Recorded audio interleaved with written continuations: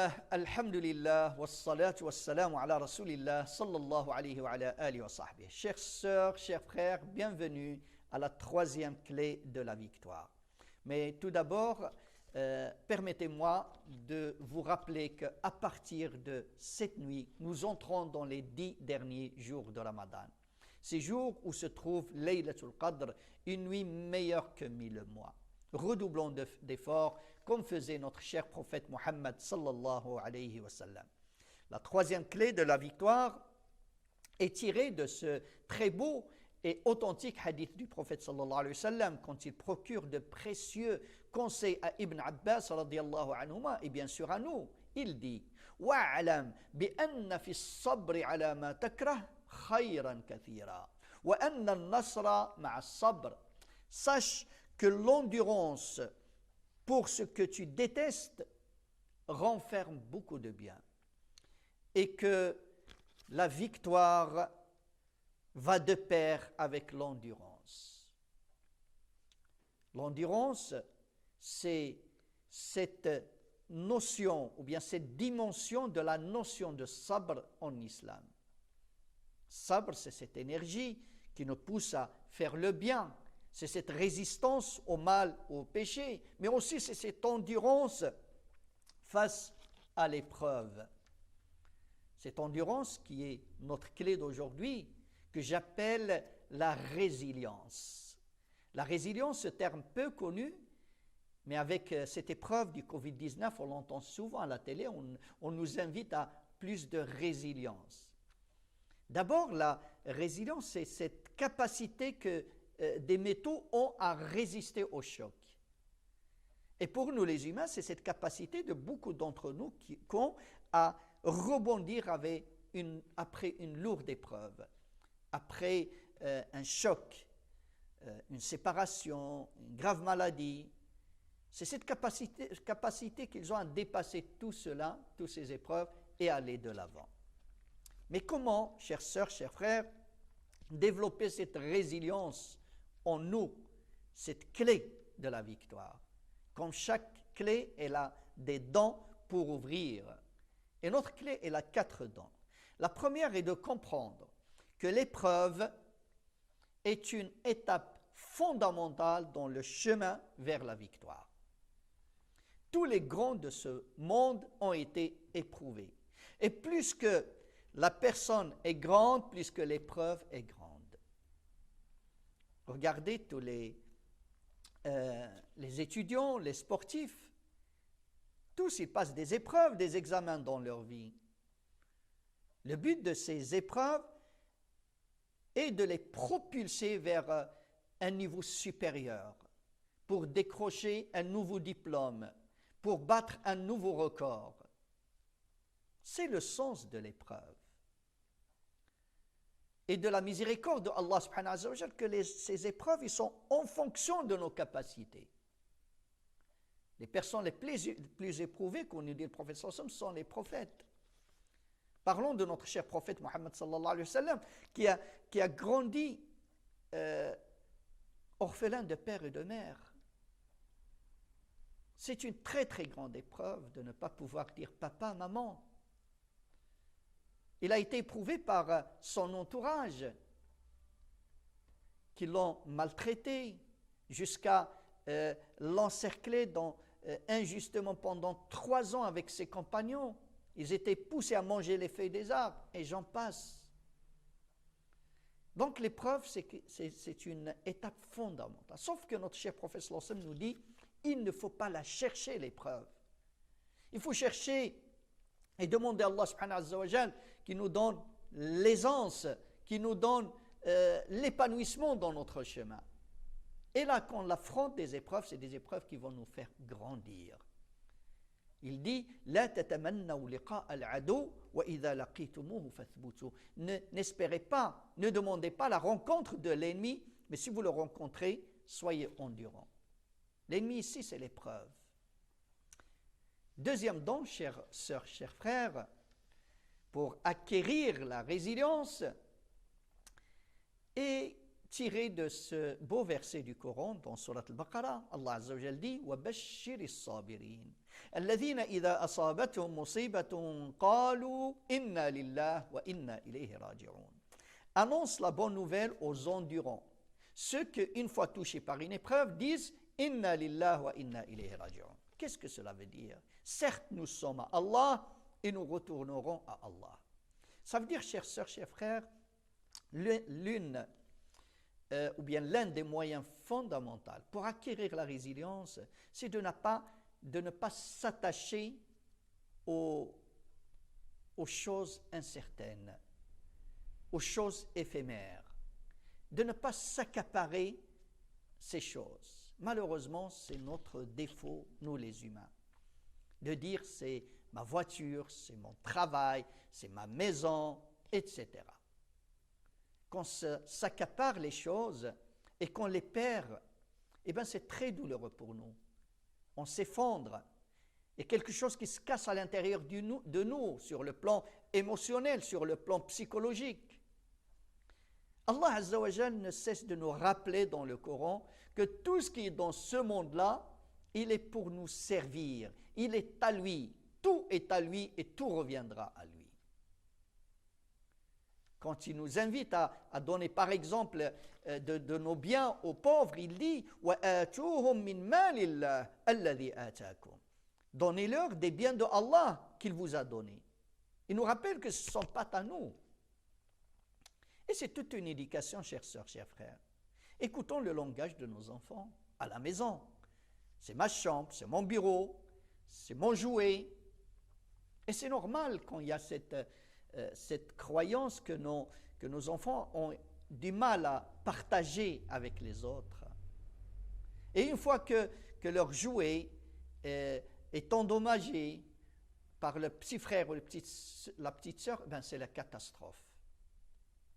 Mais si nous éduquons nos enfants à chère fille, je t'amène ce vélo, je suis très heureux de t'avoir acheté ce vélo que tu m'as demandé, que ça fait longtemps que tu attends.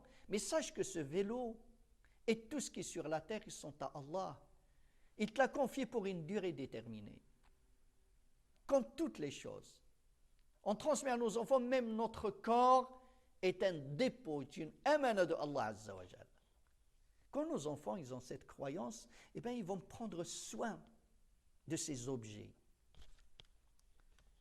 Ils vont pouvoir les partager ou les prêter facilement. Et quand il n'aura plus besoin, eh bien, il va la donner à sa petite sœur facilement, ou même à un étranger en guise de sadaqa. Et même si un jour il y a une catastrophe, il est volé ou bien il est endommagé, eh bien, nos enfants auront assez de résilience pour tempérer ce choc ou cette épreuve. Troisième don, chères sœurs, chers frères, pour acquérir la résilience et d'être entouré des gens positifs, des gens qui nous donnent de l'espoir, et de s'éloigner et de faire attention aux gens qui sont nocifs, négatifs, pessimistes. Ceux qu'une fois qu'on est écroulé, qu'on est par terre, ils nous piétinent avec leurs paroles. C'est fini pour toi, tu es un bon à rien, etc. Allah Azza wa Jal, s'adressant à notre cher prophète sallallahu alayhi wa sallam, lui dit وَاصْبِرْ عَلَى مَا يَقُولُونَ وَاهْجُرْهُمْ هَجْرًا جَمِيلًا. Endure ce qu'ils disent et écarte-toi d'eux d'une belle manière. C'est important, même nos proches, de savoir s'écarter d'eux, ça veut dire se protéger des messages négatifs qu'ils nous envoient. Très vite, on part, par manque de temps, à la quatrième don, c'est de prendre exemple des gens qui ont réussi et pour pouvoir les modéliser. Et l'histoire de l'humanité ne manque pas de ces gens qui ont dépassé leurs échecs.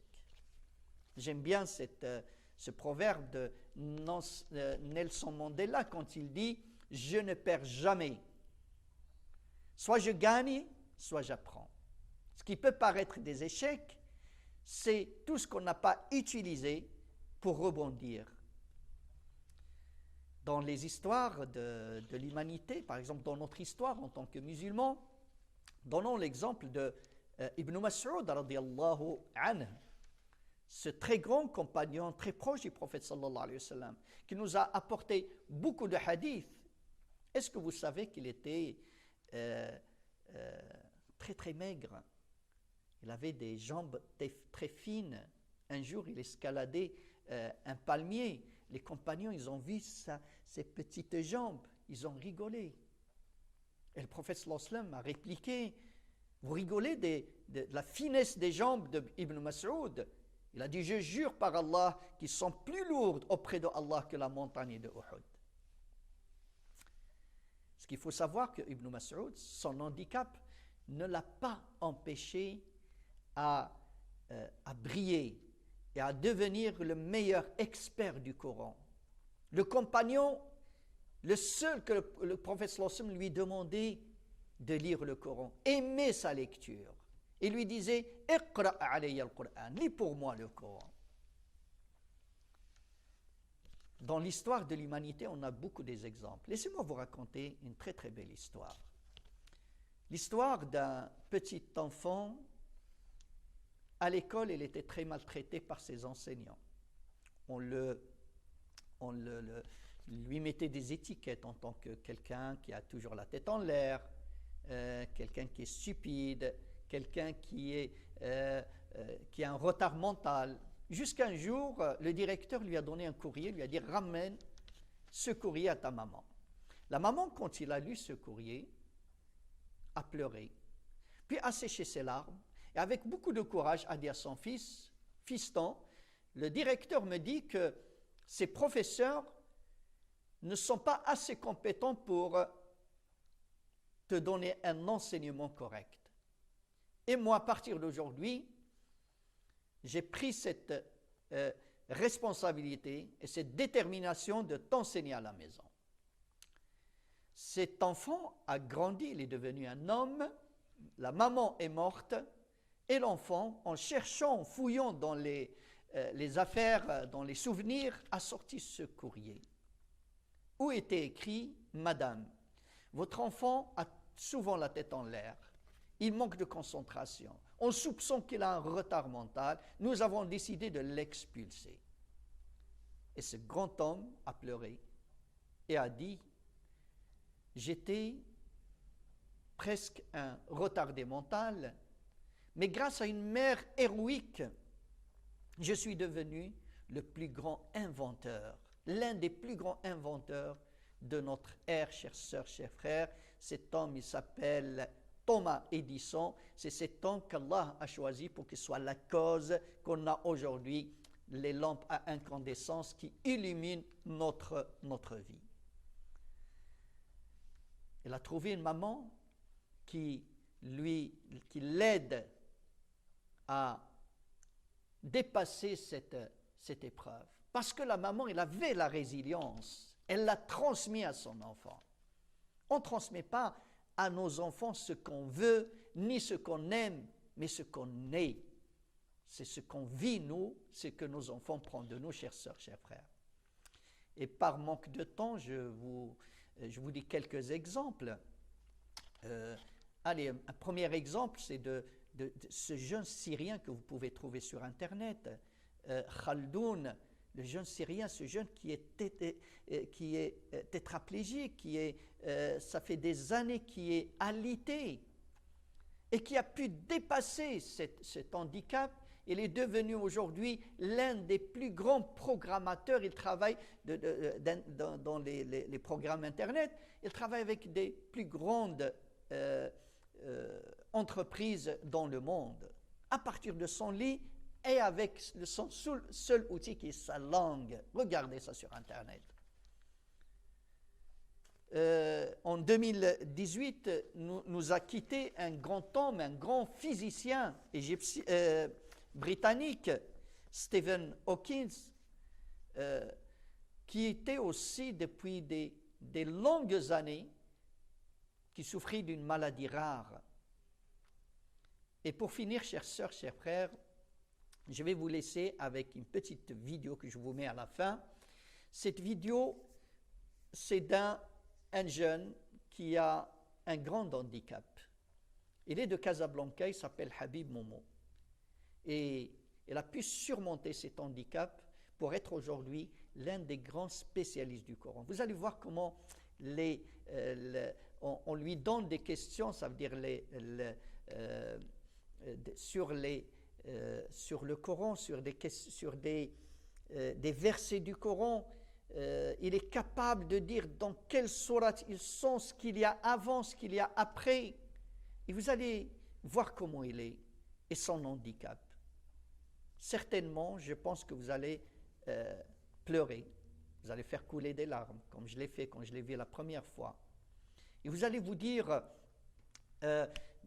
si lui il a réussi, moi aussi je peux réussir à apprendre et à mémoriser le Coran. Oui, c'est vrai, mais ne passez pas à côté de l'épreuve, de la leçon de la résilience. Le Habib Momo, il n'est pas resté bloqué sur son handicap. Le Habib Momo, il a regardé ce que Allah subhanahu wa ta'ala lui a laissé, lui a donné comme outil, et l'a utilisé pour exceller, pour briller, pour décrocher la victoire, et qu'aujourd'hui des millions de musulmans dans le monde admirent son parcours. Barakallahu li wa lakum. Je prie Allah subhanahu wa ta'ala qui nous donne cette résilience et qui nous donne ces clés de la victoire et qui nous aide, incha'Allah, de profiter de ces 10 derniers jours de Ramadan et surtout durant Laylat al-Qadr. Allahumma innaka afoun tuhibbul afwa fa'fu anna wa salli Allahumma sallim ala sayyidina Muhammad wa ala alihi walhamdulillahi rabbil alamin. السلام الله عليكم ورحمته وبركاته. وأرحب بكم أيها الإخوة الكرام في مسابقات الفجر الفضائية. لنا مع القرآن نفحات وبركات، ويقول الله جل وعلا: إنا نحن نزلنا الذكر وإنا له لحافظون.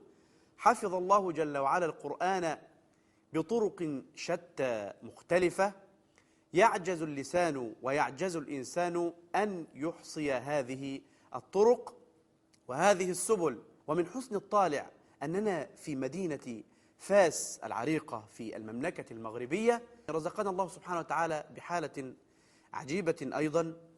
هذه الحالة يعني فيها صعوبة النطق، صعوبة الكلام، صعوبة التواصل مع الآخرين، لكنك إذا رأيته يقرأ القرآن الكريم ويحفظ القرآن الكريم كاملا غير منقوص. نحن الآن في مدينة فاس، وهو من مدينة الدار البيضاء، وتبعد عن المكان الذي نقيم فيه المسابقة أكثر من 350 كيلومترا أو أقل بقليل يعني. فقطع هذه المسافة الكبيرة بالحافلة وأتى ليشاركنا معنا في هذه المسابقة المباركة، مسابقة الأحفظ.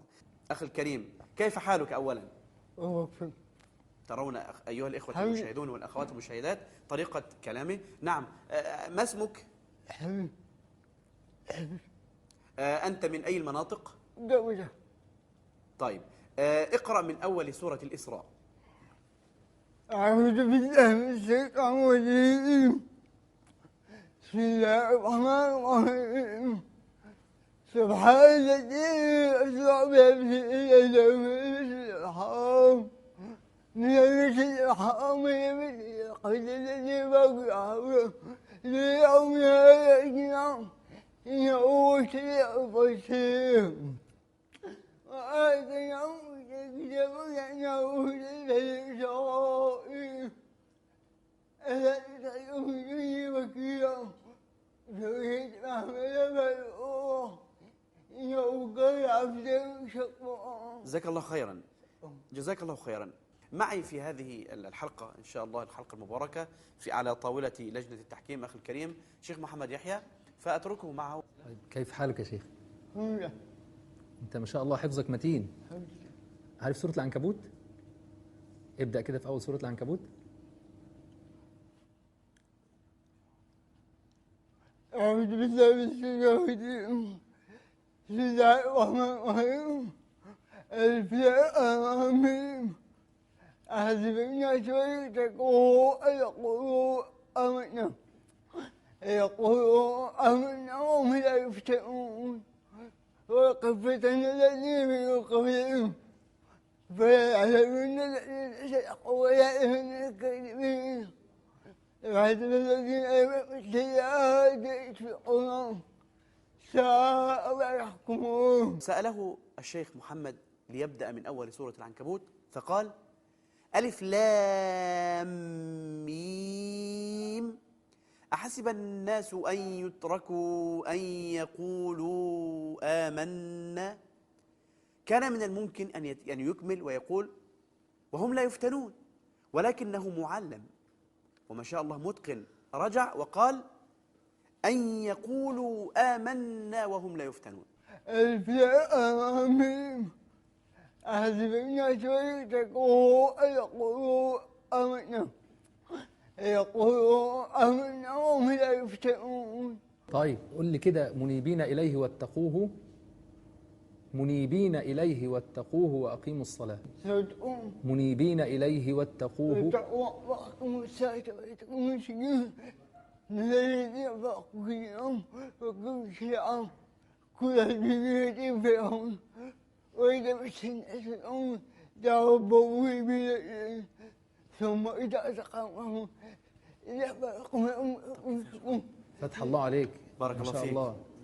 لك جزيل الشكر أن نبهتنا وجعلت فينا مثل هذه الصحوة التي تذكرنا بنعم الله سبحانه وتعالى علينا. وإن تعدوا نعمة الله لا تحصوها. أكمل.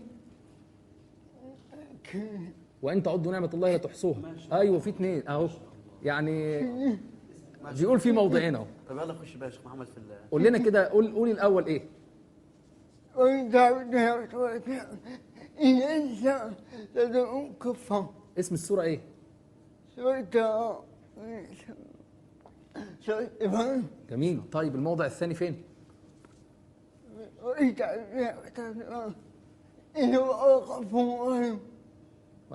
وإن تعدوا نعمة الله لا تحصوها. إنه غفور رحيم. في سورة إيه؟ سورة النحل. الله. يعني الراجل عمل مداخلة معايا في الكلام وأنا بتكلم، قلت آية كده عرضا، هو مستعد الإجابة على طول، وقال في موضعين كمان. طب خلينا نسأل كده يا شيخ محمد. طبعا ده لازم يسأل بقى كثيرا خلاص حتى بقى. نخرج ما عنده.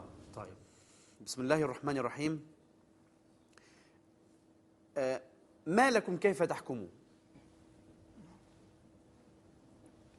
أعوذ بالله من الشيطان. فين؟ في أكثر من موضع ولا موضع واحد؟ أكشف. اديني الموضع الأخير. سورة الله أكبر. سورة القلم. نعم. طيب الموضع اللي قبله؟ قوم سورة صفات. الله أكبر. أكمل. ما لكم كيف تحكمون ما لكم أيوة. أفلا تذكرون؟ كيف تحكمون أم لكم سلطان. طيب كويس. طيب كويس. خلاص. طيب فما لكم كيف تحكمون في أي سورة؟ فما لكم كيف تحكمون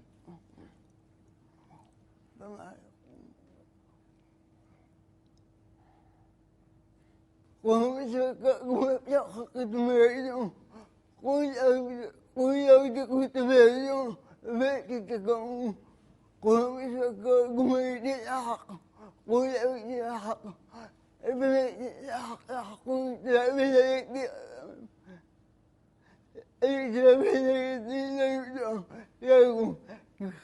كيف تحكمون؟ صح؟ طيب تفضل. صح ما شاء الله. مبسوط ما شاء الله.